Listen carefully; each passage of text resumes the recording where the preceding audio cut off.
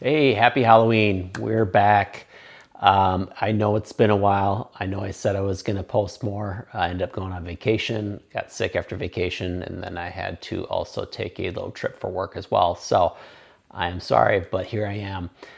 Anyways, what we're going to do this time around is we're going to do scary album covers again. I did it twice last year, and probably going to make it a tradition if I can. This will be volume 3, so 10 more scary album covers. But the first thing I want to do before I jump into that, we are recording here one day before Halloween, so tomorrow is Halloween, so I guess it's Hallows Eve tonight, right? But what I do want to show is this new album called Astral Yacht. This was just released by Derek Fisher. He goes by Psychedelic. And this came out in October. And he released this with Jacob Pavlik is the other person in the band with him. And this is just a really outstanding psychedelic album that he put together. And Robert Fitton has already reviewed his album extensively on his channel, so I'm not going to go into that, but I am going to echo what he said and love to support my local vinyl community and members on there. And he did a great job, and this is a really good psychedelic album. If that's something you're into, I would highly suggest it. I would definitely check it out. I bought this on Discogs while I was in Europe, and then it arrived when I got here. I think he released this mid-October, I believe. But anyways, check it out. All right, here we go. 10 more albums to chill your bones. Here we go. The first one we have is Indestructible Noise Command from 1987. This is their first record on Giant Records. I'll show you the record label. And this was a thrash metal band from all places, Bridgeport, Connecticut. How about that? This band started out in 1986. This is their first album, and I think it has probably the creepiest cover.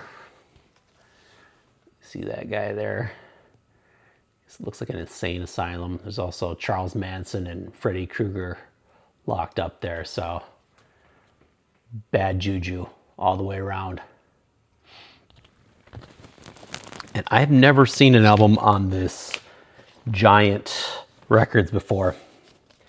So this is the first one, Indestructible Noise Command, or INC, and the album's called Razorback from 1987. All right, the next band I have showed before. One of their other albums, I showed their debut album.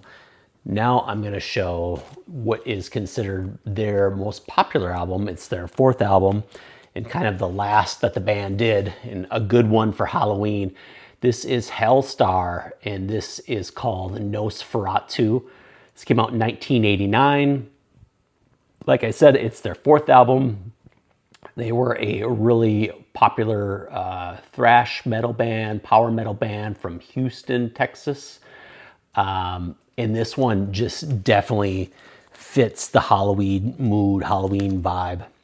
And this one was only released on vinyl in Europe. So this one came from Holland, and the label is Road Racer Records. I'll show you the cover on this one too, since that's what we're all about with this one, is the covers, right? Look at that spooky business. Here we go. Hellstar. All right. Number 3. We've got one of my favorite covers. And you know, the funny thing is I found this one, I think maybe like a week after Halloween last year. So this one would have been great for my last year. So I've been holding on to this one all year. So this one is Grave Digger. and this song is called Heavy Metal Breakdown.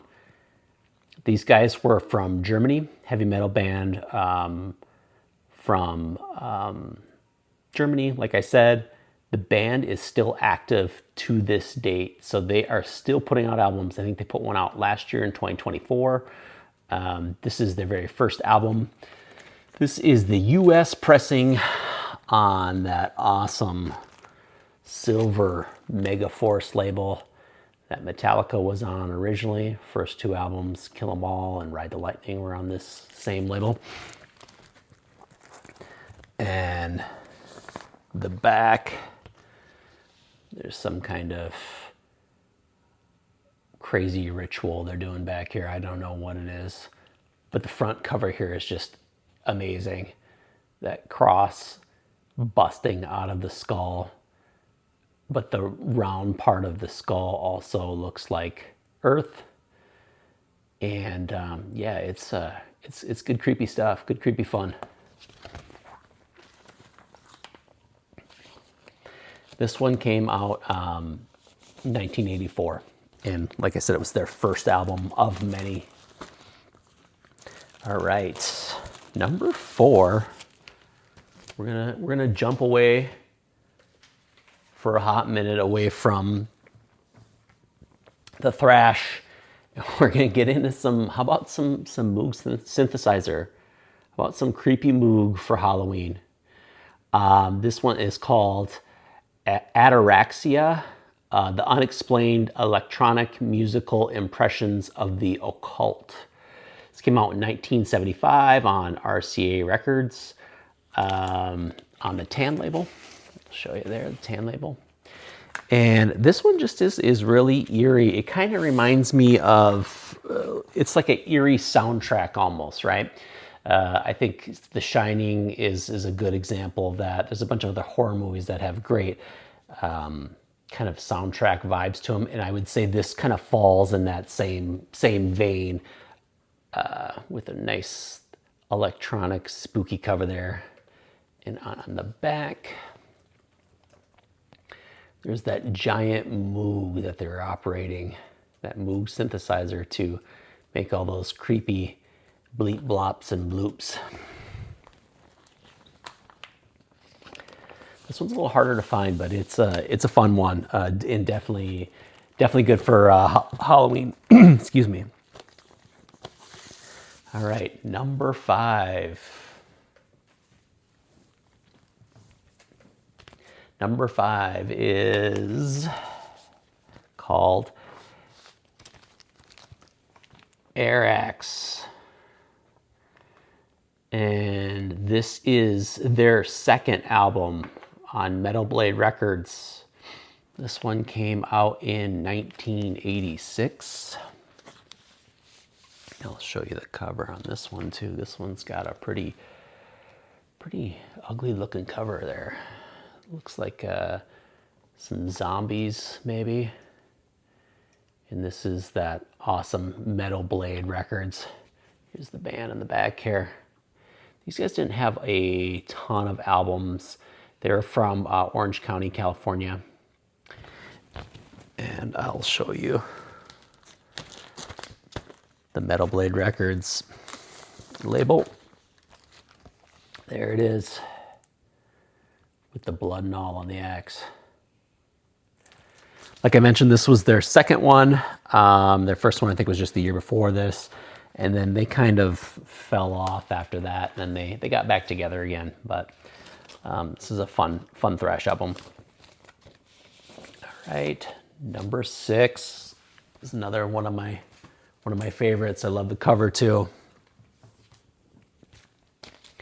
We've got Possessed, 7 Churches. And this was started out as a kind of a thrash metal band. They started in 83. And this one came out in 85 on Combat Records. I'll show you the label on this one. Got the green Combat. And these guys were very influential very early on in the thrash scene. And they're also credited as being arguably the first death metal band. So we'll see if you can see this. The upside down cross. And then you can see the 7 churches there is raised with the raised embossed lettering there. And then on the back here you can see all their crazy stage antics. This is a harder one to find and very, very cool. I'm happy to have it. Love to get all my thrash metal from the Bay Area, and death metal definitely falls in that vein, and really happy to have it.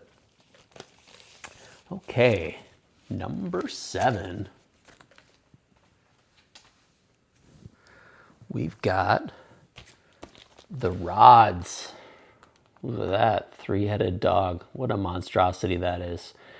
This one's called Wild Dogs. It's their 3rd album. It's from 1982. The band was founded in 1980 in New York, Cortland, New York. And an interesting fact about this is that the guitarist, his name is Gary Bordenaro, and he is brothers with Ronnie James Dio.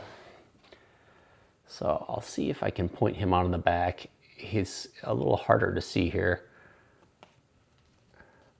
but he looks awfully a lot like his brother, who's since passed away. But this is our really fun heavy metal album. And if you're not familiar with the Rods and you're into metal, I'd definitely check it out. Got a lot of that Dio vibe to it too, the heavy metal stuff. So, okay. We got one more spooky one coming your way here, number 8. DBC, Dead Brain Cells. This is their self-titled album from 1987. And it was their first album. And this is a Canadian thrash band from Montreal. I'll show you this cover. It's crazy. It's kind of delicate too, because the stuff is all, I don't know if that's airbrushed on or not, but and these guys were also on the Combat label.